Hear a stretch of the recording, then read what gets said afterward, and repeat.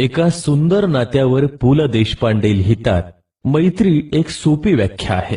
रोज आठवण यावी असं काही नाही, रोज भेट व्हावी असंही काहीच नाही, एवढंच कशाला रोज बोलणं व्हावं असंही काहीच नाही. पण मी तुला विसरणार नाही ही झाली खात्री, आणि तुला याची जाणीव असणं ही झाली मैत्री. शेवटी काय हो, भेटी नाही झाल्या तरी गाठी बसणं महत्वाचं.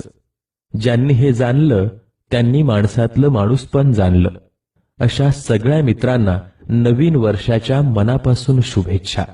ही नाती टिकवा आणि आयुष्याचा आनंद घ्या.